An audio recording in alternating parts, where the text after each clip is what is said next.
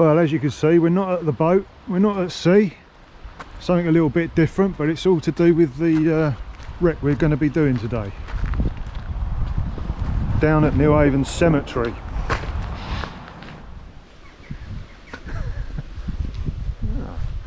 Oh, looks like they forgot to bury one.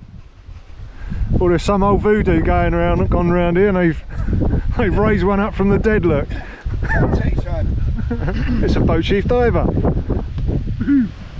Found it all good stores. We come to have a look at the memorial for the Piscatorial 2. Yes. Well, I think you start on this side. You got, I don't know if you'll read that. Sacred to the memory of the officers and men who were killed when His Majesty's trawler Borneo was blown up off Beachy Head during minesweeping operations on June 18th, 1917. List of the names of the guys that were on there. And if you come around this side,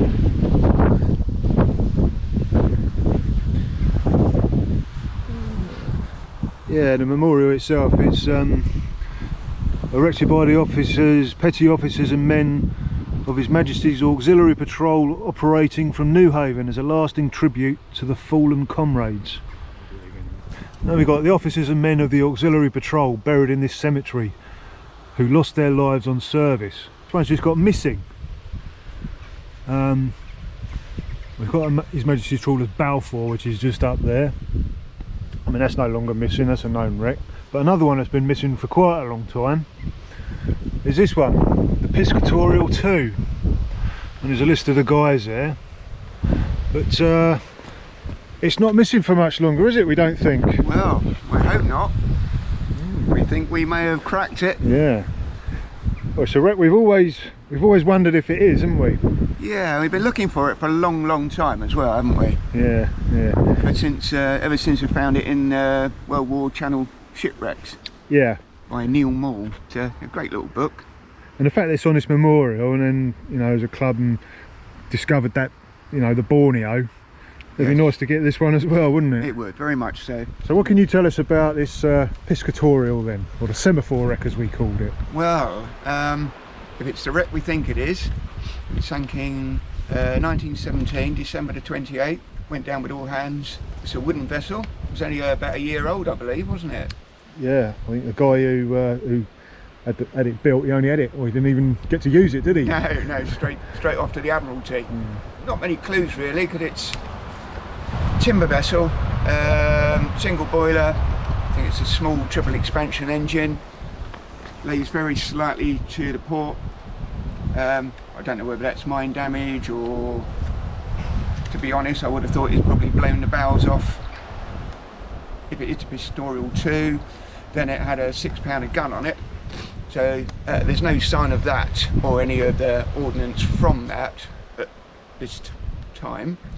So it's quite silted and a sandbank round it, so it quite easily be on site there, very close.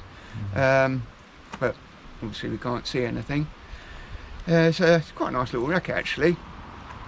And yeah, it's a little bit of chain up the bows.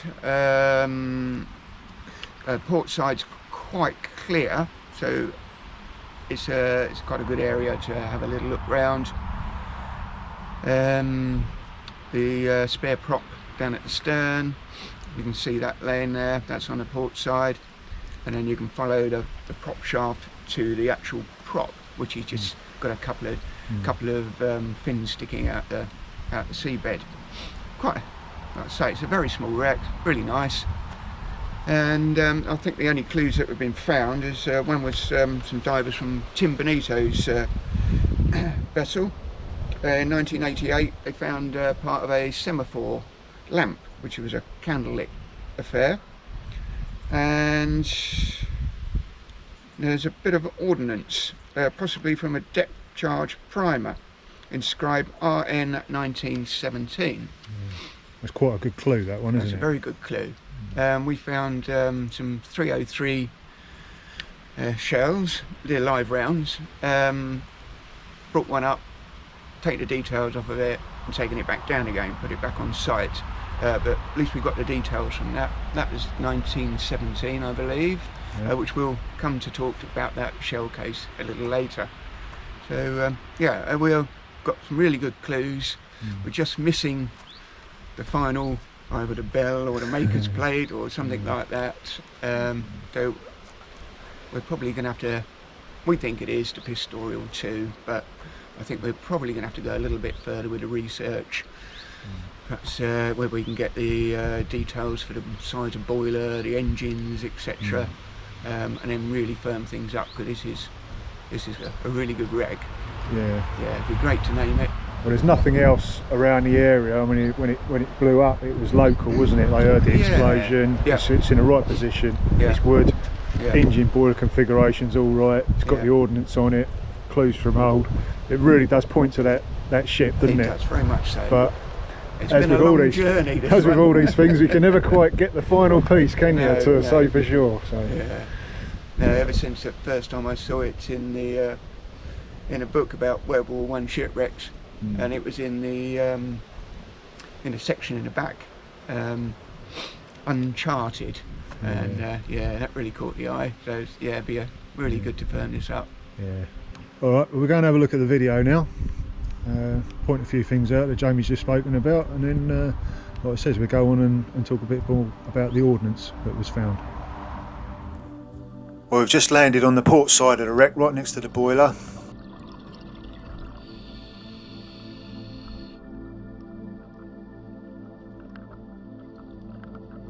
Yeah, that's the forward part of the boiler. Now you're looking back down towards the stern of the wreck, down the port side.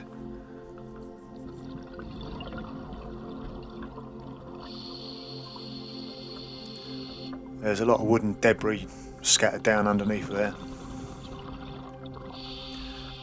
Just swimming back now. There's a lot of trawl net, all sort of hooked up in all that lot in there, which is the part which connects the boiler to the engine. So there's a lot of steam pipes and all sorts of things that connect a boiler to an engine.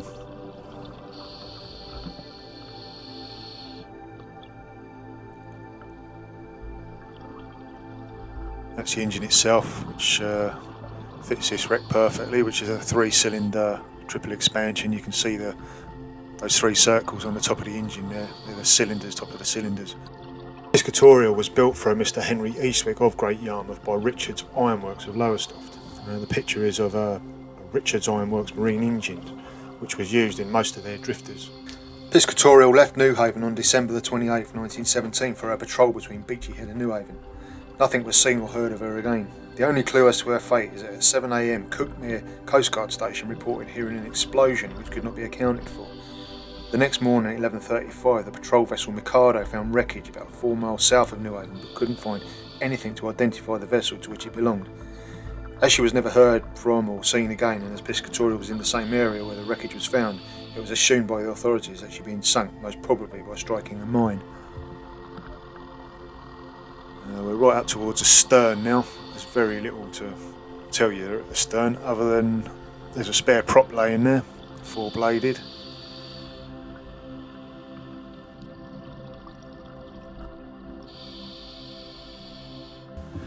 There's spare props laying on the port side at the stern, so then if you cut back inside a bit and a little bit further back, you come across there's 1 blade, but there's actually 2 blades just sticking out of the actual prop that's sunk down into the sand. We'll spin round the back in a minute, you'll see the other one. I couldn't find much at all written down about the Piscatorial 2, which is probably because it's a war loss, but I did find this piece. It's about 4 of the guys that were on the ship, and they was all from the same place, all from Eyemouth, and it just says, "We deeply regret to report that HM drifter Piscatorial 2, on which 4 Eyemouth men were serving at the time, had been lost, and that all had gone down with the vessel. The names of the Eyemouth lads with their approximate ages are as follows: James Collin, aged 28, Alex Collin Young, 25, Alex Loft, 25, and Robert Crombie, who was 19. Eyemouth has paid a heavy toll in the Great War, and this latest addition to its roll of honour is to be regretted, for 4 young men have been cut off in the prime of their life." It goes on to say that James Collins was a really good footballer up in the town, and he was actually the first mate on the Piscatorial. And then you've got Alex Collin Young. He was cousin of James Collins, and he was a trimmer. The other guy, Alex Loft, he joined up with his father and his brother, And then there was Robert Crombie, who joined up when he was 17. He joined up to be a cook.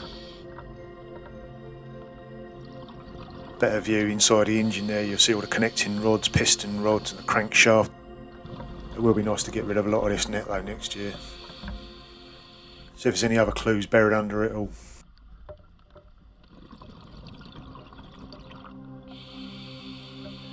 Just coming back into that area going between the engine and boiler. That's the bottom of the boiler. That's where you'll be shoveling all your coal in. And there are all the heating rods. All those holes are like rods inside. So once you've shoveled all your coal into the bottom of the boiler, fired it all up, that heats up all the water and it makes it more efficient having all those rods inside to keep it hot.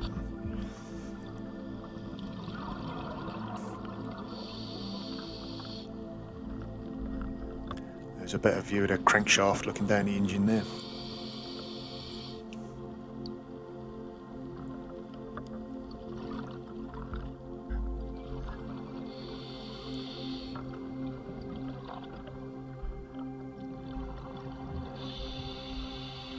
I just started messing around with my lights, seeing what worked better. It's obviously better with them on, I think.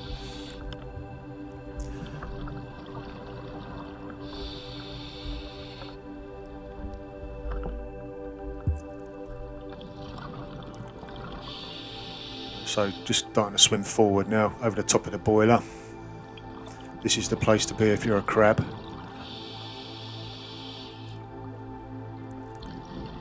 Over 50s night at the Krusty Krab. I couldn't get in obviously because I'm too young, but Jamie had a good night by all accounts.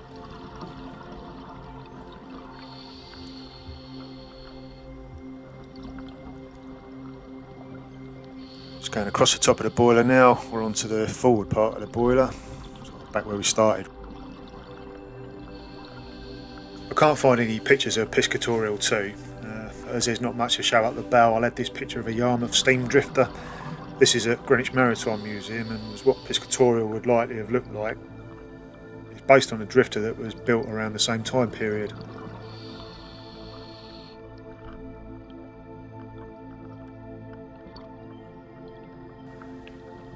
Very little when you swim forward, it's pretty barren.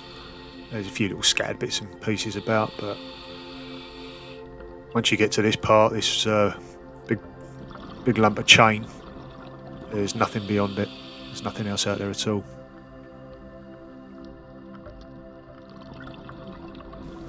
Yeah, so once you're out on the sand and you've completely lost your bearings and you don't know where you are, if you just follow these little fish, they'll always get you back to the wreck.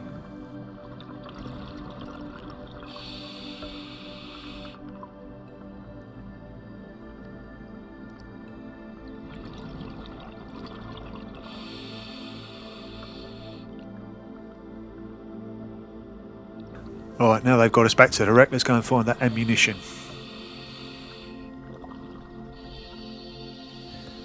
Well, there it is, that's the 303 ammunition that they've used to sink the mine.